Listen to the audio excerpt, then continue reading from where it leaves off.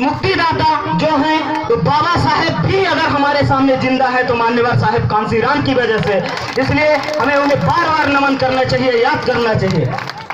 हमारी माताओं बहनों से अनुरोध है कि हमें संस्कृत के नाम पर गुलाम बनाया जा रहा है, हमें नंगे पुंगे और मोर पंख पहनाने की कोशिश की जा रही है, हमें देसी भाषा के आधार पर हमें अंग्रेजी शिक्षा से दूर किया जा रहा है।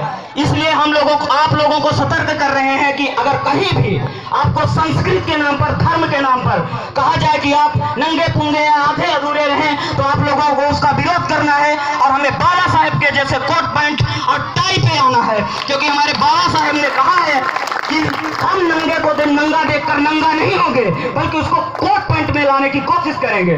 हमें शिक्षा से, अंग्रेजी शिक्षा से वंचित करने के लिए पीएचडी तक को हिंदी में करने की कोशिश की जा रही है, इसका भी हमें विरोध करना है। हम एक छात्र होने के नाते यह बात बोल रहे हैं, क्योंकि इससे हमें नुकसान होता है। नुकसान ये होता है कि वैसे भी हमारे गांव में शिक्षा का अभाव है, कोई पढ़ता नहीं लिखता नहीं, किसी हम लोग 5 रुपए अगर फीस बढ़ जाती है तो हम लोग ठंडे पड़ जाते हैं, पढ़ते नहीं, और 1000 रुपए दिवाली पर खर्चा कर देते हैं। इसलिए हम सबको बताना चाहते हैं कि बाबा साहेब हो, कांसीराम हो, बिरसा मुंडा, सबका एक ही लक्ष्य है कि हमें शिक्षित बनना है पहले, क्योंकि बाबा साहेब भी कहते हैं कि हमें अगर अपने अधिकार को पाना है तो अभी लड़ना होगा, और लड़ने से पहले हमें पढ़ना होगा, क्योंकि अगर हम पढ़ने से पहले लड़ने गए तो हमारी हार निश्चित है।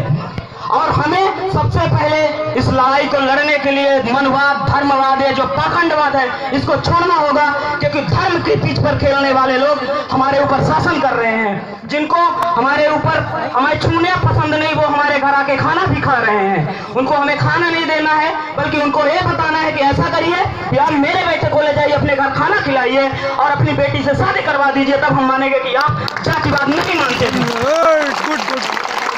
इसलिए आप लोगों को आपस में, वो हमसे जातिवाद तो करते हैं, हमें आपस में भी बांटने की कोशिश की जा रही है। हमारे मान्यवर साहब को हमें दलित नेता कहते हैं और बिरसा मुंडा जी को कह देते हैं कि ये आदिवासी नेता है। ऐसा कुछ नहीं है, वो आदिवासी ही नेता नहीं है, वो राष्ट्र के नेता है, राष्ट्र नायक है। हमें इस पर भी ध्यान देना है।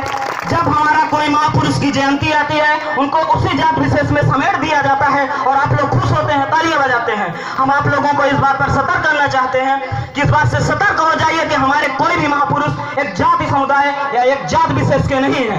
हमें वो राष्ट्र के नेता है और उनको राष्ट्र के नाम के ही पुकारा जाना चाहिए। आप लोग ही बताइए, आज आजादी के इतने दिन हुए, आप लोग भी जान गए हैं कि बिरसा मुंडा जी का इतना बड़ा योगदान है, उनको भारत रत्न क्यों नहीं दिया गया?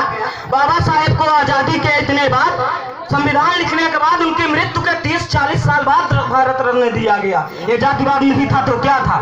आज जगह जगह उनकी जयंतियां मनाई जा रही हैं। हमें वोट को पाने के लिए जो लोग हमारे पानी नहीं छूते थे, आज पाँव छू रहे हैं, उनको ये बताने की जरूरत है कि अगर अब तुम जान गए हो कि ये कौन है, तो हम भी जान गए हैं कि हम ये कौन है। बहुत टाइम का अभाव है, इसलिए हम अन्य लोगों को मौका देना चाहेंगे। इसलिए सभी को जय भीम, नमो बुद्धाय।